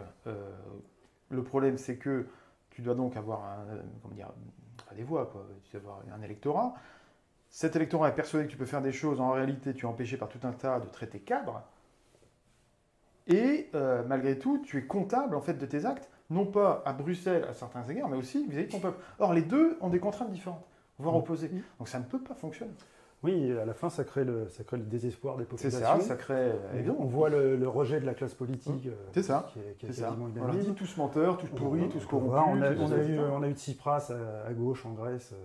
Mais en fait, il y a un problème de mécanique électorale, administrative, politique. C'est un problème fondamental. C'est pas un truc. À la fin, les peuples ne croient plus en rien. En fait, il n'y a pas de coïncidence entre le cadre de prise de décision et le cadre de formation des opinions politiques. C'est ça. Et pendant ce temps, il y a tout un processus de bouleversement de population qui s'opère. Les chiffres sur l'Italie, par exemple, sont assez parlants. En 1980, en Italie, la proportion d'étrangers légaux représentait 0,57% de la population. Aujourd'hui, oui, en 1980. En 2000, je crois qu'on est passé à 5,7%. Et aujourd'hui, on est à 9%, je crois. Ouais, si les chiffres sont vrais, effectivement, voilà. Donc ça crée une augmentation. Je crois qu'en France, j'en sais plus, en France, on est à une proportion, c'est quoi, 7%, je crois, c'est un peu plus faible. Je connais pas. Et là, on parle donc, tu vois, c'est compliqué parce que l'étranger, c'est les en 20 ans, la part de population étrangère a été multipliée par 5. Ah oui, donc vraiment les gens qui n'ont pas de nationalité, ça ne comprend pas les ascendants. On parle de l'immigration légale. Oui, l'immigration illégale, ça c'est... L'immigration légale, elle est entre guillemets gérable. C'est pas des gens qui arrivent par. C'est pas des gens qui arrivent par bateau, par charter à Lampedusa. Souvent, on se trompe sur la composition de l'immigration illégale. C'est pas forcément des gens qui arrivent sur des pneumatiques en Méditerranée. Ça, c'est en fait minoritaire. C'est souvent des gens qui étaient légalement présents et qui ne le sont plus, qui perdent leur titre et qui restent, et qui n'en obtiennent pas un autre, etc. C'est notamment beaucoup le cas avec l'Afrique francophone. Pour 2023, l'Union européenne, par exemple, prévoit, ils ont chiffré 1 million de demandes d'asile. Oui, à prévoir, quoi. Voilà. Bon. Alors, une autre, ça a des effets, alors c'est un peu indirect, mais on a vu qu'en cette rentrée des classes, puisque ça s'est passé il y a 2 semaines, donc il y a eu tout un barouf fait au sujet de l'abaya, de l'interdiction de l'abaya. Donc Gabriel Attal, nouveau ministre de l'Éducation, a décidé d'interdire l'abaya par voie de circulaire, c'est ça, ce qui n'est pas sans incident, je crois. On y reviendra si tu veux. Mais... on peut attaquer directement, mais enfin voilà, maintenant il se pose un problème. Alors c'est lié plus ou moins à l'immigration de façon très indirecte, parce qu'il se trouve que les jeunes femmes qui portent l'abaya sont françaises, pour la grande majorité d'entre elles. Elles sont françaises, souvent de parents eux-mêmes français, et peut-être même nés en France, vu leur génération, à mon avis. Enfin, j'ai pas le détail, mais on peut le supposer. Oui, c'est probable. Donc là, il y a un problème, cette fois, d'intégration. C'est un peu la deuxième phase, je dirais, la deuxième vague, si je puis dire, de l'immigration. C'est-à-dire qu'une fois que ces gens arrivent, comment vivent-ils? Et notamment en France, comment faisons-nous pour accommoder ça avec notamment là la laïcité qui est quand même un socle extrêmement fort de la République française. Oui, alors parce qu'en fait, ce qui s'est produit, c'est que le 31 août, donc, pour la rentrée scolaire, le ministre de l'Éducation, Gabriel Attal, effectivement, a pris, donc tu parlais d'une circulaire, qui, en application de la loi de 2004 sur le port des signes religieux dans les établissements scolaires, hors université, vient interdire le port des vêtements dits abaya et dits camis, dans l'équivalent masculin, même si l'abaya est mise en avant, mais j'y reviendrai, dans les établissements scolaires parce qu'ils considèrent que c'est un signe ostentatoire d'affirmation religieuse. Bon, ce qui s'est passé très rapidement, c'est que cette circulaire, la circulaire, hein, pour résumer, c'est tout en bas de la hiérarchie juridique. C'est vraiment, en fait, c'est le ministre en tant que chef de service de l'administration, de son administration, qui prend donc une mesure qui ici dirige l'action des agents. En l'occurrence, il faut refuser ce type de vêtements. Ils font forcer. Voilà, donc il y a une procédure, on ne va pas revenir là-dessus.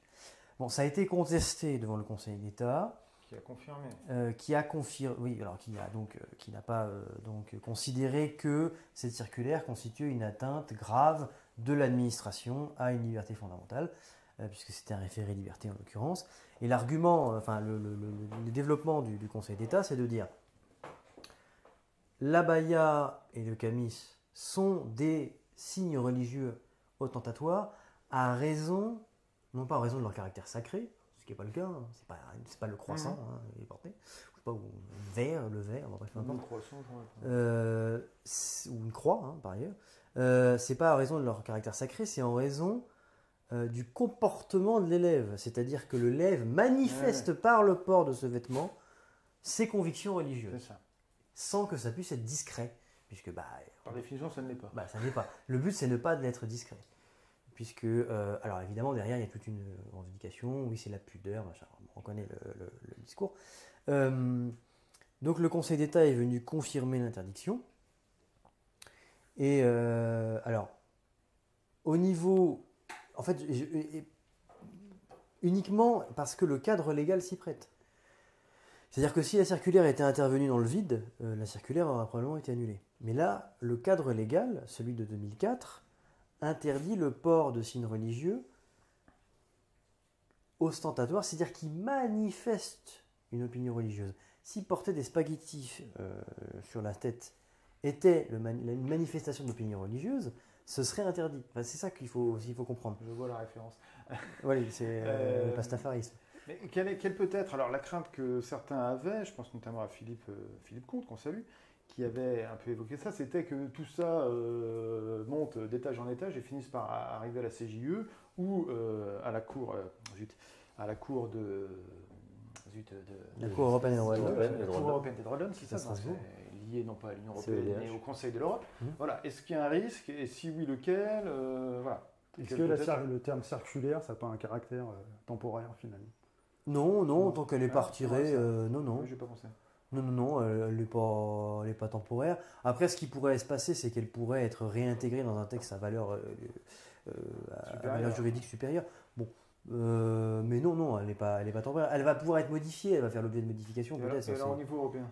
Alors au niveau européen, la CJUE, je vais l'écarter parce que la CJUE, c'est peu probable. Oui, c'est a priori la CJUE ne régit que les litiges entre les États et le non-respect des traités, etc. Voilà, ce serait un recours en manquement.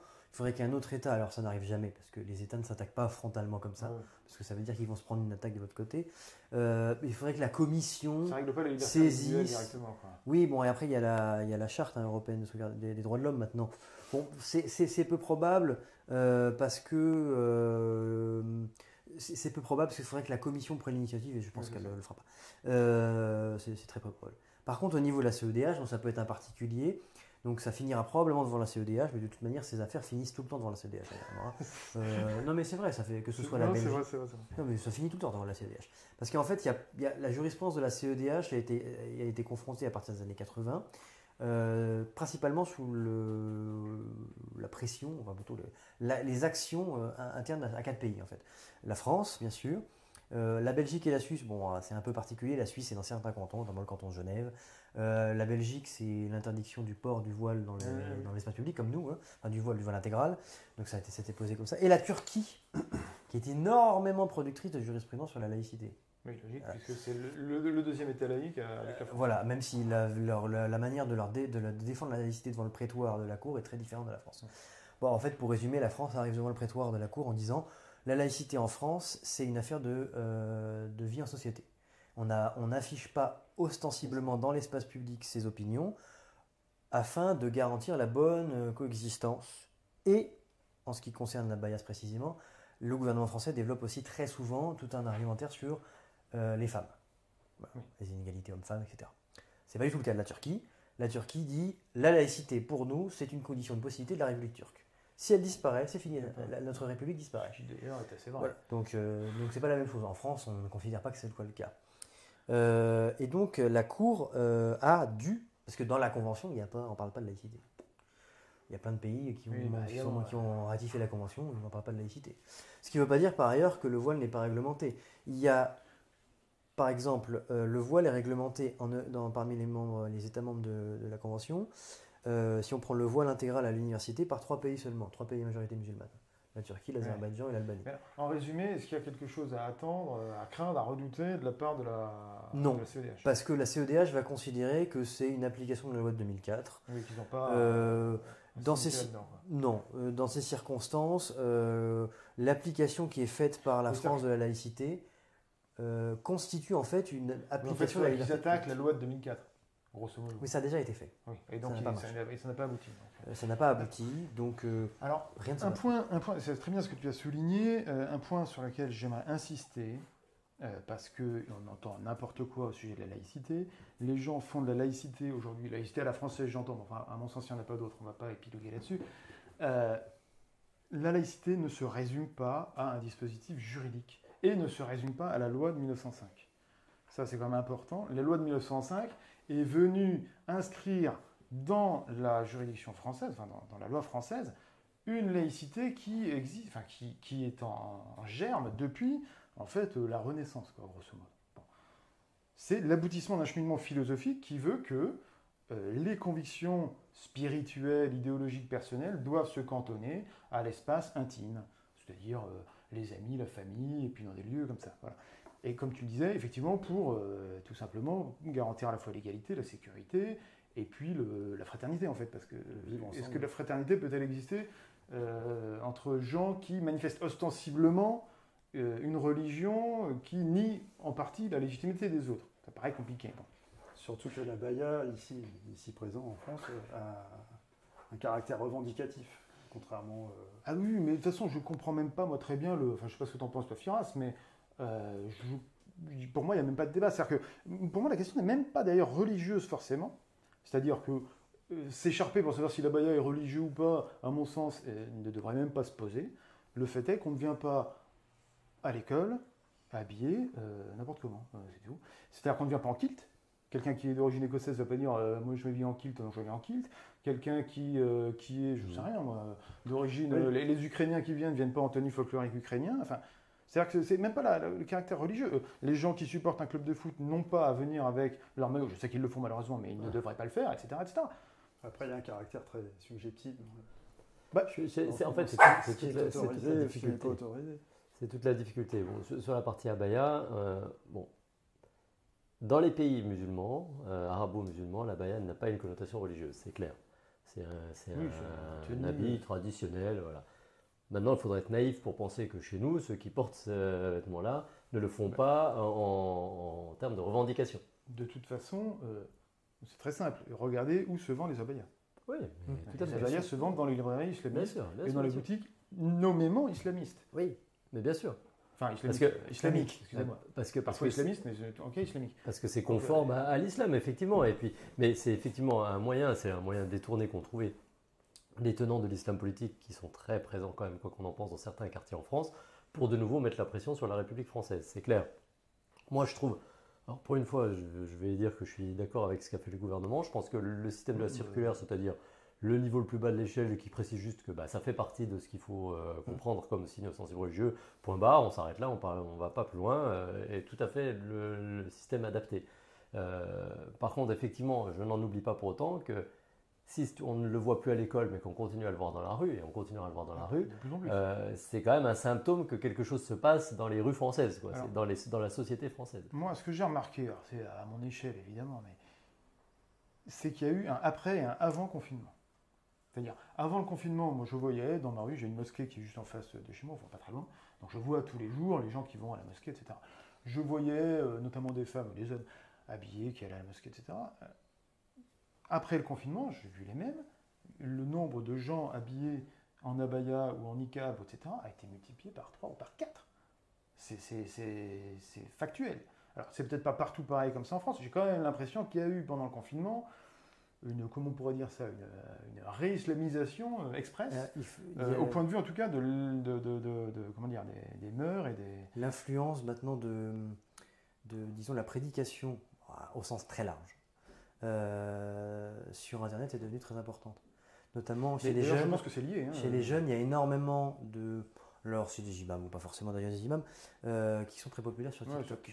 Ou le cousin de machin qui fait une vidéo qui buzz sur la pudeur d'un tel, le fait qu'il y ait plus de femmes en enfer. Voilà. Il y a une corrélation là, c'est-à-dire qu'on sait que, notamment TikTok, l'emploi TikTok a explosé pendant le confinement. Je veux dire, moi, je pense que c'est ce qui s'est passé. Il y a des jeunes femmes qui se sont radicalisées, je puis dire, en tout cas, qui se sont mis dans cette optique-là, dans cette voie-là, pendant le confinement. Voilà. Ce qui se serait sans doute pas produit. Alors, ça mériterait, c'est un exemple. Évidemment, je ne suis pas sociologue, il faudrait qu'il y ait des études qui soient faites là-dessus, mais à mon échelle, je le vois, quoi, dans une ville qui a déjà une très forte population. C'est pas complètement incohérent de se dire que des gens qu'on enferme chez eux vont forcément... surtout avec un climat qui était particulièrement paranoïaque, en tout cas très anxiogène. Ils vont forcément revenir à leurs fondamentaux, c'est pas complètement incohérent. C'est un engrenage communautariste, en fait. Enfin...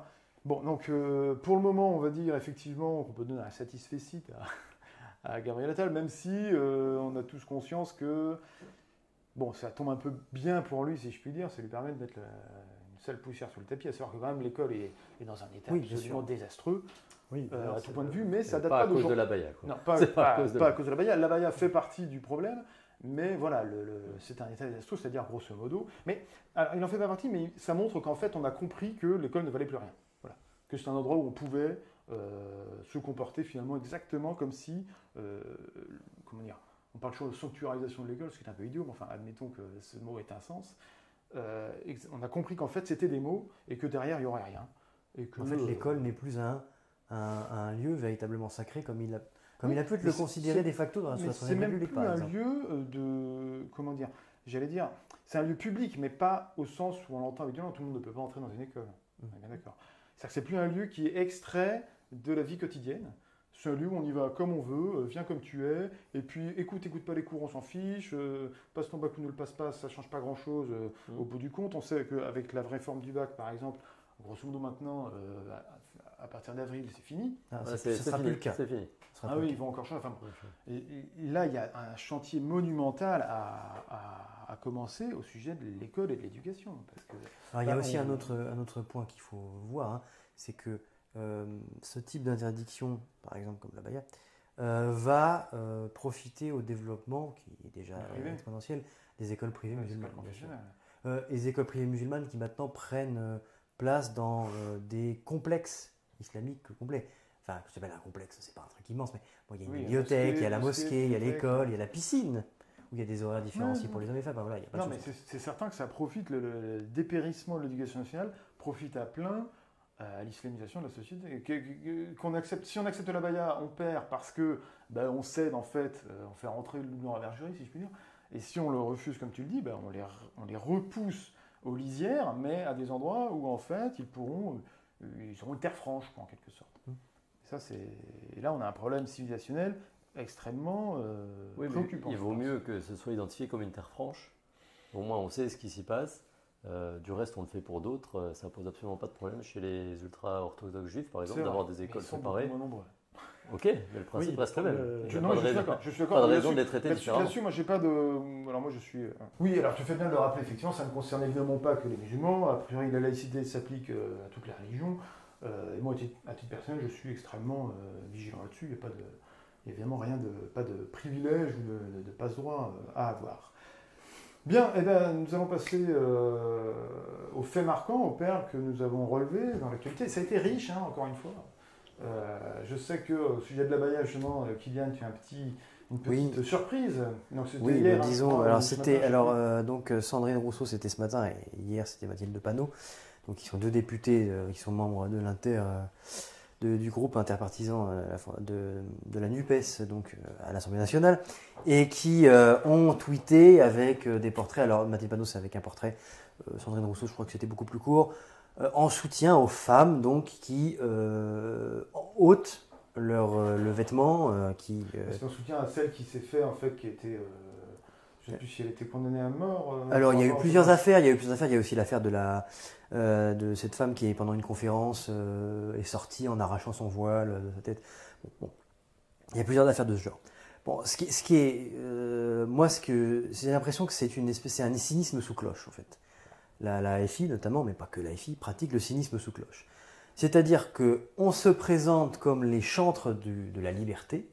Donc, en Iran, la liberté des femmes, c'est de doter leurs vêtements. En France, la liberté des femmes, c'est de le mettre.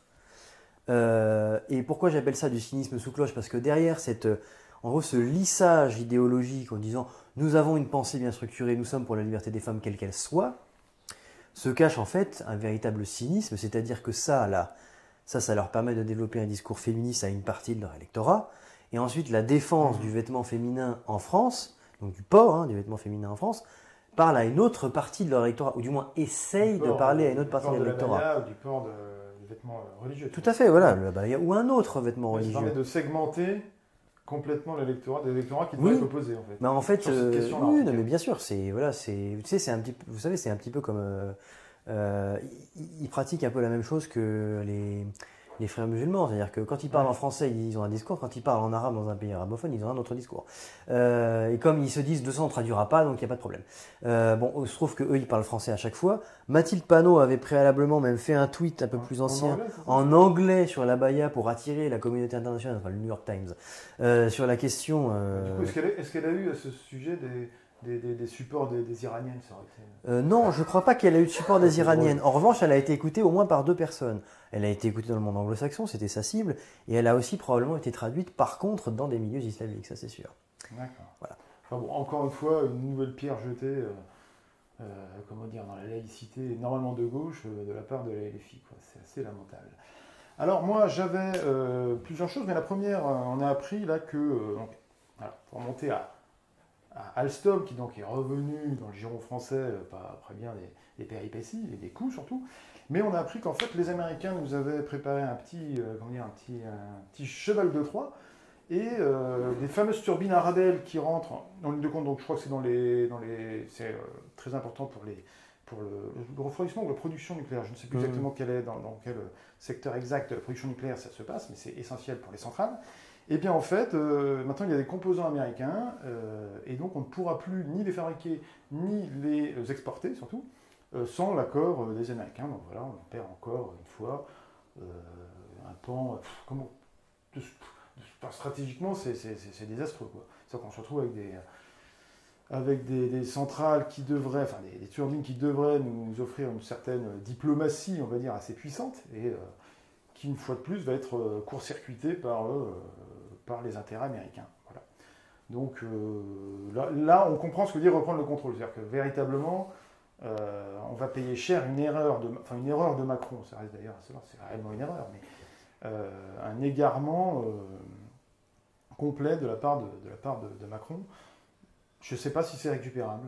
Je ne sais pas trop. Moi, je ne connais pas suffisamment le sujet pour savoir si c'est faisable, mais on est quand même sur des produits qu'on ne change pas comme ça. On ne va pas à Leroy Merlin pour changer le composant qui nous manque. Voilà. Donc ça, c'était la mauvaise nouvelle.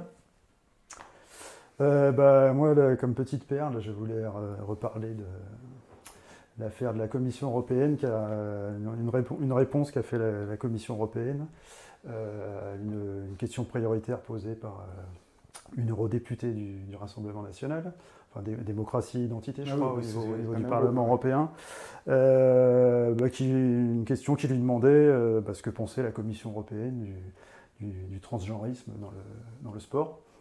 Et la Commission européenne, dans sa réponse, ne s'est pas opposée à l'idée que les transgenres, qui passent de femmes à hommes, intègrent les compétitions sportives féminines. Dans ce sens-là. Je ne sais pas si dans l'autre sens, Alors, ce qui est assez tragicomique, c'est que la réponse a été apportée par la commissaire européenne, Madame Dalli, commissaire à l'égalité. Ah oui.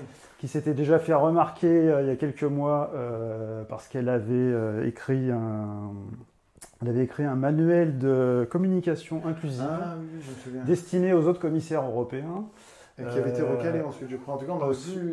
En fait, c'était pas un document officiel, c'était un document interne qu'elle donnait à ses collègues du commissaire européen, où elle préconisait, par exemple, qu'on ne dise plus vacances de Noël, interdire le mot Noël dans la communication pour remplacer par le mot vacances toujours, c'est la même. Elle la suite dans les idées. Elle a une certaine cohérence, ça c'est clair. Elle s'était aussi fait remarquer, il y avait une campagne promotionnelle qui avait été faite par l'Union européenne pour faire la promotion du hijab aussi, il y a quelques mois. C'est elle qui indirectement était derrière aussi. Ça, c'est l'égalité homme-femme. La commissaire européenne à l'égalité, c'est fort. Elle vient de Malte, c'est une ancienne Miss Malte, pour l'anecdote. D'accord. Qui a été promue, voilà. C'est intéressant. Et donc, c'est elle en fait qui avait... Elle avait collaboré avec une association qui s'appelle Femiso, qui était, on a démontré qu'elle était indirectement proche des frères musulmans, et donc c'est cette association qui était derrière. Je crois que les frères musulmans sont très implantés au niveau... Le slogan de campagne, c'était la liberté pour le hijab. Oui, je vois le genre. Ça avait fait un buzz. Dans le même genre, on a eu le Sephora qui a fait une pub avec les hijabeuses, etc. Enfin, voilà aussi. Mais pour en revenir au transgenre qui intégrerait le sport féminin, ce sera la fin du sport féminin. En fait. Ça, c'est un gros litige. C'est l'enjeu du moment et je trouve ça absolument dramatique. Ça serait intéressant de consacrer, peut-être si vous êtes intéressé, de voir si on ne consacrerait pas une vidéo, alors peut-être pas entière, mais au moins un sujet sur la question du sport. De façon générale, en ce moment il y a la Coupe du Monde de rugby, on en parlera quand elle sera terminée, que la France aura été évidemment championne du monde, je prends date, ou en tout cas finaliste, on peut l'espérer, parce qu'il y a quand même pas mal de choses à dire entre sport géopolitique et puis évidemment ces questions-là, et la financiarisation du sport. Moi je m'intéresse pas mal au football. Il y a beaucoup de clubs français historiques là, qui ont fait des faillites. Ça va mal. C'est-à-dire, on a de plus en plus de clubs de foot qui sont rachetés par des puissances étrangères. C'est toujours vu comme une pleine réussite. Et on voit que très rapidement ça tourne court. Là, il y a quand même le FC Sochaux-Montbéliard. Un club particulièrement historique, on qui était complètement intégré dans le patrimoine industriel français. C'était Peugeot, à la base. Ça a été racheté par des Chinois il y a quelques années. Aujourd'hui, le club est mort. Ils sont descendus en national pour des raisons administratives. Ils ont été sauvés de peu. On a aussi Sedan-Ardennes qui s'est retrouvé carrément en Régional 3 maintenant. Même plus chez les professionnels. Voilà, enfin, il y a beaucoup de choses comme ça qui sont un peu tristes. Mais bon, c'est vrai qu'il y a un sujet, je pense, à faire là-dessus. Et puis pour conclure, moi j'ai vu là aujourd'hui que il y avait une entreprise à Paris, je n'ai pas le nom, qui a décidé de licencier 271, je crois, salariés et de remplacer ça, tenez-vous bien, par de l'intelligence artificielle. Donc là, on avait déjà parlé dans une émission précédente. Donc là, on voit directement, effectivement, les répercussions terribles que peuvent avoir ce genre de technologie sur le monde du travail. Ce qu'il faut comprendre quand même, avant de partir un peu à la Laurent Alexandre et de trépigner sur l'augmentation humaine pour faire face à la machine, il faut voir que cette boîte faisait essentiellement de la revue de presse à destination des entreprises. Alors, quel type de revue de presse, je ne sais pas, mais grosso modo, ils étaient prestataires de services des grandes entreprises qui déléguaient leur revue de presse qu'ils sont obligés de faire, évidemment, pour leurs réunions quotidiennes ou hebdomadaires. Donc, en fait, c'est un peu triste à dire, mais c'était des postes qui sont mécanisables et qui étaient voués à disparaître. C'est les gens qui faisaient ça, c'est dramatique pour eux. J'espère qu'ils pourront d'ailleurs retrouver assez rapidement du travail, mais ce genre de travail, comment dire, j'allais dire c'est un faux travail, c'était un peu difficile de dire ça, mais ce ne sont pas des métiers qui sont appelés à prospérer forcément. Et on revient un peu sur le même débat, on avait parlé la dernière fois, c'est-à-dire que l'intelligence artificielle va complètement laminer toute une strate de gens. Comment on pourrait les qualifier? Des cols blancs c'est une partie du tertiaire en fait. Mais des gens qui n'ont pas en fait beaucoup de valeur ajoutée. Contrairement à ce qu'ils ont pu s'imaginer. Ça va poser un vrai problème. On a connu la désindustrialisation, notamment par le fait du néolibéralisme. Là, effectivement, l'intelligence artificielle risque complètement bouleverser le problème sur la désindustrialisation. Ah non, c'est pas le même type. C'est plutôt la mécanisation. C'est plutôt comparable à la mécanisation. Les effets seront les mêmes.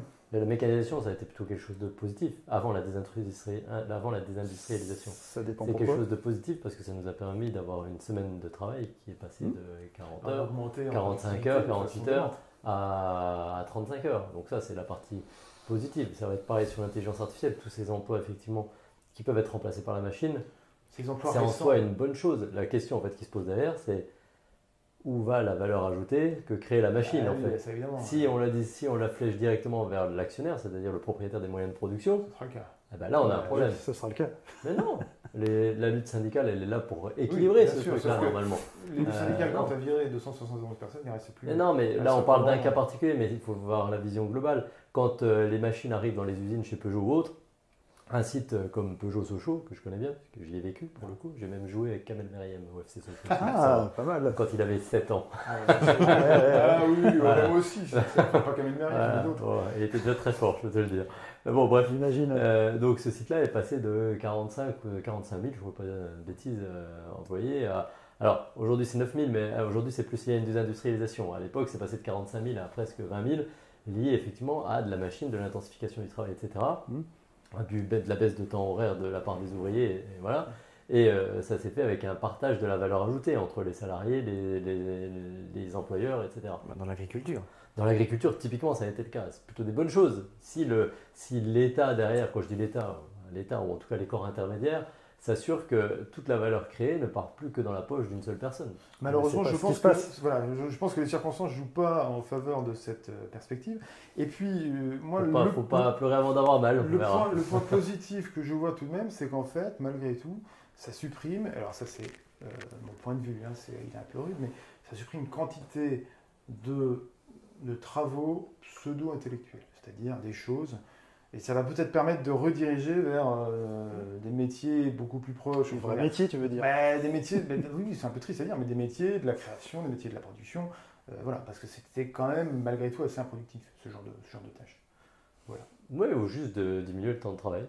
Parce que là, toi, tu parles de réorienter, mais à un moment donné, quand tous les besoins sont comblés, que vont faire ces gens? C'est la diminution du temps de travail. C'est-à-dire que ces gens-là vont faire d'autres d'autres travaux, okay. Mais au global, il n'y aura pas plus de masse de travail. Bien sûr, c'est pas tu les réaffectes à autre chose, c'est qu'au global, on va tous moins travailler. Quoi, mais en fait, il peut y avoir une source en fait quand même d'espoir, malgré tout, malgré la tragédie en cours. Mais la question, c'est comment est-ce qu'on opère la transition?